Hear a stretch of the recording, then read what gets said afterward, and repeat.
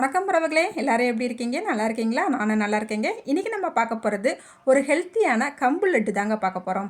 நம்ம உடம்புல ஒரு சிலருக்கு ஹீமோகுளோபின், அதாவது ரத்தம் கம்மியாக இருக்கும். அந்த மாதிரி இருக்கிறவங்களுக்கெல்லாம் அடிக்கடி இந்த மாதிரி கம்பு மாவில் லட்டு செஞ்சு சாப்பிடுங்க. சீக்கிரமாகவே ரத்தத்தின் அளவு நம்ம உடம்புல அதிகரிக்குங்க. இப்போ அடிக்கிற வெயிலுக்கு நம்ம உடம்ப குளிர்ச்சியாக வைக்கிறதுக்கு இந்த மாதிரி அடிக்கடி கம்பு லட்டு செஞ்சு சாப்பிட்டோம்னா நம்ம உடம்பையும் நல்லா குளிர்ச்சியாக வச்சுக்கிறோம். சரி வாங்க, சுவையான டேஸ்ட்டான இந்த கம்பு லட்டு எப்படி செய்யலான்னு சட்டுன்னு பார்த்துடலாம். இப்போ ஒரு கப்புக்கு கம்பு மாவு எடுத்துருக்கிறேன். இப்போ ஒரு கடாய் அடுப்பில் வச்சுக்கிட்டு இந்த கம்பு மாவை நல்லா அடுப்பை மிதமான தீயில வச்சுக்கிட்டேவும் வாசனை வர வரைக்கும் நல்லா வறுத்து எடுத்துக்கலாங்க. பொறுமையாக வறுத்துக்கலாம். இன்றைக்கி நம்ம கம்பு மாவில் லட்டு செஞ்சுருக்குறோம். உங்கள்கிட்ட முழு கம்பாக இருந்துச்சுன்னா அந்த கம்பை நல்லா கழுவிட்டு அதுக்கப்புறமா கடாய்க்கு மாற்றிட்டு நல்லா அந்த கம்பு பொரிஞ்சு வர வரைக்கும் பொறுமையாக நல்லா வறுத்து எடுத்துட்டு அதை ஆறினா பிறகு நல்லா பவுடராக அடித்து எடுத்துக்குங்க. அவ்வளோதாங்க. அந்த மாதிரி நம்ம எடுத்து கூட இந்த மாதிரி கம்பு லட்டு செஞ்சுக்கலாம். என்கிட்ட இன்றைக்கி கம்பு மாவு இருக்கிறதுனால நம்ம இன்றைக்கி கம்பு மாவில் தான் இந்த லட்டு செய்ய போகிறோம். இப்போ கம்பு மாவை நல்லா வறுத்துக்கிட்டாச்சு, வேற ஒரு பாத்திரத்துக்கு மாற்றிட்டு ஆற விட்டுக்கிட்டாச்சு. அதுக்கப்புறமா ஒரு 50 கிராமுக்கு கருப்பு எள் எடுத்துருக்குறேங்க. இப்போ இதையும் நல்லா வறுத்து எடுத்துக்கலாம்.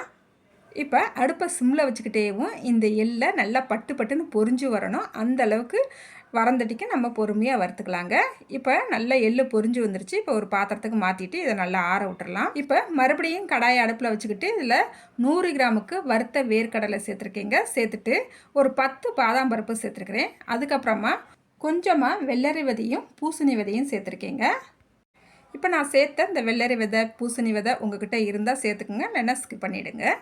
இப்போ நல்லா பொறுமையாக வறுத்து எடுத்துக்கிட்டாச்சு. நல்லா வாசனை கமகமன்னு சூப்பராக வருதுங்க.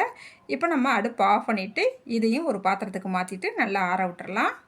இப்போ ஒரு பாத்திரம் அடுப்பில் வச்சுருக்கேங்க. மாவெடுத்த கப்லேயேவும் ஒரு 1/4 கப்புக்கு வெல்லம் எடுத்துருக்கிறேன். இந்த வெல்லத்தை சேர்த்துட்டு கொஞ்சமாக தண்ணி சேர்த்துக்கலாம். இந்த வெல்லம் கரைஞ்சி வர்றதுக்கு மட்டும்தான் கொஞ்சமாக தண்ணி சேர்க்குறோம். தண்ணி சேர்த்துட்டு அடுப்பு சிம்மில் வச்சுக்கிட்டு இந்த வெல்லத்தை நல்லா கரைய விட்டுறலாங்க. கூடவே ஒரு 1/4 ஸ்பூனுக்கு ஏலக்காய் பொடி சேர்த்துக்கிறேங்க. ஏலக்காய் பொடி சேர்த்தா பிறகு நல்லா கலந்து விட்டுக்கலாம். இந்த வெல்லம் நல்லா கரைஞ்சி வரட்டும். இந்த வெல்லம் நல்லா கரைஞ்சி 1 நிமிஷத்துக்கு நல்லா கொதி வர ஆரம்பிச்சிருச்சு. இப்போ நம்ம அடுப்பை ஆஃப் பண்ணிக்கலாங்க. இந்த வெல்லத்தை நல்லா வடிகட்டிட்டு எடுத்துக்கலாம். இந்த வெள்ளை தண்ணியை ரொம்ப ஆற விட்டுறக்கூடாது, கொஞ்சம் வெதுவெதுப்பான சூட்டில் இருக்கணுங்க. இப்போ நம்ம வறுத்து வச்ச நட்ஸ் எல்லாம் நல்லா ஆறிடுச்சு. இதை ஒரு மிக்ஸி ஜாருக்கு மாற்றிட்டு கொரகொரப்பாக அடித்து எடுத்துக்கலாம். ரொம்ப வலுவலுன்னு அடித்து எடுத்துடக்கூடாது. பாருங்கள், நான் அடித்து எடுத்துகிட்டு வந்துட்டேன். நல்லா கொரகொரப்பாக சூப்பராக அடித்து எடுத்து வந்தாச்சு. நல்லா வாசனையே கமகமன்னு வருதுங்க. இப்போ நம்ம லட்டு பிடிக்கிறதுக்கு ஆரம்பிச்சிடலாங்க. இப்போ நான் ஒரு கடாய் எடுத்துருக்கிறேன். இந்த கடாயில் நம்ம வறுத்து வச்ச கம்பு மாவை சேர்த்துக்கலாம். அதுக்கப்புறமா நட்ஸ் எல்லாம் அடித்து வச்சுருந்தோம் இல்லையா, அதையும் சேர்த்துக்கலாம். சேர்த்துட்டு கரண்டியால் நல்லா கலந்து விட்டுக்கலாங்க. அதுக்கப்புறமா இது கூடவே ஒரு 1/4 ஸ்பூனுக்கு நெய் சேர்த்துக்கலாங்க. நெய் சேருங்க, நல்லா வாசமாக செம்மையாக இருக்கும். நெய் சேர்த்துட்டு நல்லா கையாலேயவும் இந்த மாவோட எல்லா பக்கமும் படுறாப்பில் நெய் படுறாப்பில் நல்லா கலந்து விட்டுக்கலாங்க. அடுத்து இப்போ நம்ம காய்ச்சி வடிகட்டி வச்சுருக்கிற வெள்ளை தண்ணியை கொஞ்சம் கொஞ்சமாக சேர்த்துக்கலாங்க. முதையே அதிகமாக சேர்த்துடக்கூடாது. அதனால் கொஞ்சம் கொஞ்சமாக சேர்த்துட்டு நல்லா கலந்து விட்டுட்டு தேவைப்படும் போதெல்லாம் மறுபடியும் வெள்ளை தண்ணியை சேர்த்துட்டு மறுபடியும் கலந்து விட்டுக்கலாங்க. இந்த வெள்ளை தண்ணி நான் சொன்னது போல் வெதுவெதுப்பான சூட்டில் தான் இருக்கணும். ரொம்ப சூடாக இருந்தாலும் நம்ம கையால் கலந்து விட முடியாது. அதனால் வெதுவெதுப்பான சூட்டில் வச்சுக்கலாம். இன்றைக்கி நம்ம வெள்ளை தண்ணி எடுத்துக்கிட்ட அளவு இந்த மாவுக்கு கரெக்டான பக்குவத்தில் கரெக்டான அளவாக இருக்குங்க. இப்போ நம்ம எல்லா வெள்ளை தண்ணியும் சேர்த்துக்கிட்டாச்சு. மாவையும் நல்லா கலந்து எடுத்துக்கிட்டாச்சுங்க. பாருங்கள், மாவு இந்த மாதிரி புட்டு மாவு பதத்துக்கு நல்லா பொழு பொழுன்னு இருக்கணும். இப்போ நம்ம லட்டுவாக பிடிச்சி எடுத்துக்கலாங்க. இந்த மாவை நான் கலந்து விடும் போதே வாசனை சும்மா கமகமன்னு வருதுங்க. நல்ல கம்பு மாவை வறுத்து சேர்த்துருக்குறோம்.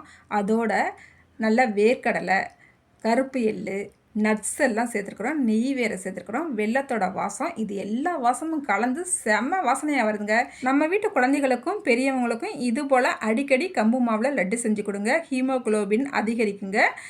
இந்த கம்பு மாவில் ஏகப்பட்ட சத்து இருக்குங்க. நம்ம கம்பு மாவில் இந்த மாதிரி லட்டு செஞ்சு சாப்பிட்லாம், அடையாக செஞ்சு சாப்பிட்லாம், கம்பு தோசையாகவும் செஞ்சு சாப்பிட்லாம். ஆனால் அடிக்கடி கம்பு எடுத்துக்கிறணும். இப்போ அடிக்கிற வெயிலுக்கு நம்ம அடிக்கடி இந்த மாதிரி கம்பில் ஏதாவது ஒரு ரெசிபி செஞ்சு நம்ம சாப்பிட்டு நம்ம உடம்ப நல்லா குளிர்ச்சியாக வச்சுக்கலாங்க. இப்போ நம்மளுக்கு கம்பு மாவு லட்டு செம்ம டேஸ்ட்டாக சூப்பராக ரெடி ஆகிடுச்சிங்க. இதே அளவுகளோட நீங்களும் இந்த கம்பு மாவு லட்டை ஒரு முறை ட்ரை பண்ணி பாருங்கள். ட்ரை பண்ணிவிட்டு எப்படி இருந்துச்சுன்னு மறக்காமல் கமெண்ட்டில் சொல்லுங்கள். இந்த வீடியோவுக்கு ஒரு லைக் பண்ணிவிடுங்க. அடுத்த ஒரு வீடியோவில் பார்க்கலாங்க. பாய்.